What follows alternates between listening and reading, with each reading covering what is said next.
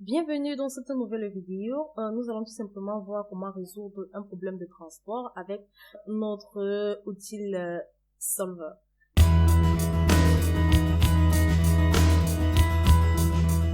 Donc, la meilleure façon d'apprendre à utiliser un outil complexe tel que le Solver consiste tout simplement à salir évidemment les mains avec quelques exemples un peu plus pratiques.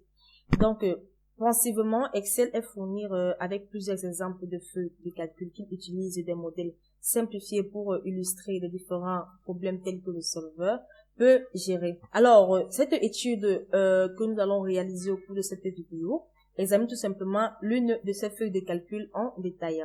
Donc, le problème du transport est le modèle classique de résolution linéaire, le problème de grammage.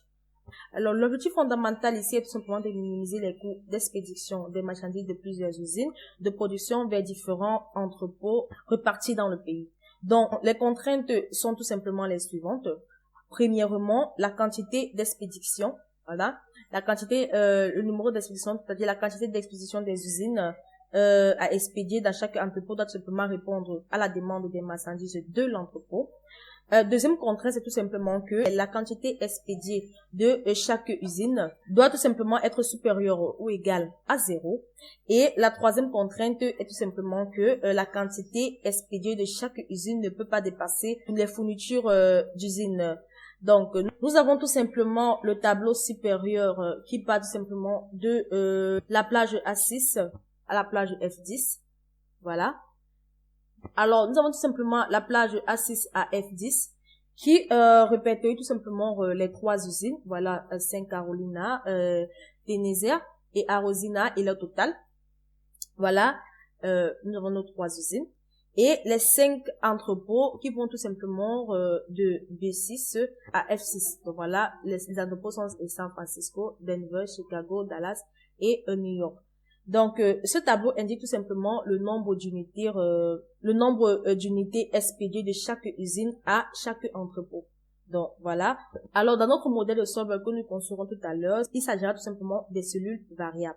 Donc, le total expédié dans chaque entrepôt qui va tout simplement de B10, le total expédié à chaque entrepôt qui va tout simplement de B10 à F10, doit tout simplement correspondre aux demandes de l'entrepôt qui vont de B11 à F11. Alors, qui renvoie tout simplement la contrainte 1 qui disait tout simplement que la quantité expédiée de chaque entrepôt doit tout simplement répondre à la demande de la marchandise de l'entrepôt. Donc, pour cela, nous allons simplement déjà résoudre notre problème. Donc voilà, voilà tout simplement en allant dans l'onglet données du rebond, ensuite dans analyse sélectionner solver. Nous avons tout simplement la barre de dialogue solver qui apparaît. Et là, l'objectif à définir est tout simplement la cellule B20. Bon voilà, la cellule B20 qui est tout simplement le total de fourniture. Et au niveau, nous voulons tout simplement le minimum. Voilà. Alors, et là, au niveau de notre cellule variable, nous allons tout simplement entrer le nom des usines qui va tout simplement de B7 jusqu'à F9. Voilà. Qui répertorie tout simplement les usines avec les entrepôts. Alors là, nous allons simplement entrer nos contraintes. La première contrainte qui stipulait tout simplement que la quantité expédiée de chaque entrepôt doit répondre à la demande de marchandises de l'entrepôt. Donc là, nous allons simplement ajouter nos contraintes. Et au niveau de la cellule de référence, ça serait tout simplement la cellule de B10 à F10, voilà, devrait tout simplement être égale aux demandes de l'entrepôt. Donc voilà. Donc, parce que notre contrainte nous dit tout simplement que le total des quantités expédiées à chaque entrepôt doit tout simplement répondre à la demande de marchandises de l'entrepôt. Donc, voilà, ici, ça doit tout simplement être égal à B11 jusqu'à F11. Voilà, ajouter. Ensuite, nous allons tout simplement ajouter notre seconde contrainte qui stipule tout simplement que la quantité expédiée de chaque usine doit tout simplement être supérieure ou égale à 0. Alors, cela voudrait tout simplement dire que la plage B7 jusqu'à F9, voilà, devrait tout simplement être supérieure, voilà, supérieure ou égale tout simplement à la contrainte 0. Alors, nous allons simplement ajouter notre troisième contrainte. Bon, là, d'abord, c'est la deuxième contrainte. Il suffit tout simplement que la quantité expédiée de chaque usine doit être tout simplement supérieure ou égale à 0. Donc, ce sont les quantités de chaque usine par rapport aux entrepôts. Alors, nous allons tout simplement ajouter la troisième contrainte qui stipule tout simplement que la quantité expédiée de chaque usine ne peut pas dépasser les usines fournitures de l'usine. Alors là, nous allons simplement entrer les quantités expédiées de chaque usine qui ne peut tout simplement pas dépasser la fourniture de l'usine. Donc pour cela, ici, la référence de celui est tout simplement la plage G7 à G9, voilà, qui devait tout simplement être inférieure ou égale parce qu'elle ne devait pas tout simplement dépasser les fournitures de l'usine. Voilà, et au niveau de la contrainte, nous allons tout simplement entrer la plage H7 jusqu'à H9.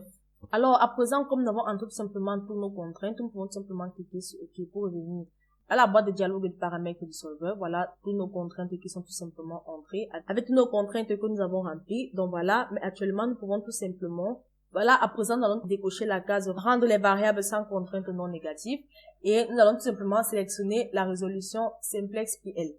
Donc, lorsque nous avons terminé, nous pouvons tout simplement cliquer sur résoudre et voilà, Excel a tout simplement résolu notre problème. Voilà, en envoyant une fourniture totale de 3200. Voilà, nous avons tout simplement le résultat du solveur qui apparaît. Voilà, et nous pouvons tout simplement cliquer sur conserver la solution du solveur ou encore tout simplement cliquer sur ce bouton pour établir les valeurs d'origine et ensuite cliquer sur OK. Donc voilà, en quelque sorte, comment notre entrepôt devrait tout simplement être rempli. Ici, vous avez tout simplement le numéro à expédier de l'usine X à l'entrepôt Y. Voilà, qui est tout simplement pour l'usine Saint-Coraline qui est de 2200 à New York. Et voilà, ici nous avons tout simplement 0, la première usine et la seconde usine. Voilà, 0, 0 pour San Francisco. Et la troisième usine qui est tout simplement de 180 pour l'entrepôt San Francisco. Voilà, en quelque sorte comment notre tableau a maintenant été rempli avec les totals qui sont totalement différents du départ. Voilà. Et nos trois contraintes ont tout simplement été respectées. Ici, nous avons le total qui est sur l'entrepôt San Francisco qui est de 180 et les demandes d'entrepôt total qui vont de 180. Donc, notre total par rapport aux entrepôts répond tout simplement à la première contrainte qui est tout simplement que la quantité expédiée de chaque entrepôt doit tout simplement répondre à la demande des marchandises de l'entrepôt. Alors, la première contrainte étant respectée, la seconde qui stipule tout simplement que la quantité expédiée de chaque usine qui doit tout simplement être supérieure ou égale à 0. Voilà. Alors, la troisième contrainte qui stipulait tantôt que la quantité expédiée de chaque usine ne peut pas dépasser les fournitures de l'usine. Voilà, qui était tout simplement la plage G7 à G9 qui devait tout simplement être inférieure ou égale à la plage des fournitures qui allait tout simplement de la plage H7 à H9. Voilà, tous nos contraintes ont tout simplement été respectées avec notre tableau. Voilà, notre problème de transport qui a tout simplement été résolu. Voilà. J'espère que vous avez aimé cette vidéo de l'entreprise Excel Corpo, entreprise spécialisée dans les prestations de services Microsoft Excel. Si vous avez aimé cette vidéo, n'oubliez pas de vous abonner et de cliquer sur le bouton j'aime et ensuite de la partager. Si vous avez des questions à poser, vous soyez libre de les poser dans l'espace commentaire. Nous allons nous retrouver très prochainement dans une nouvelle vidéo.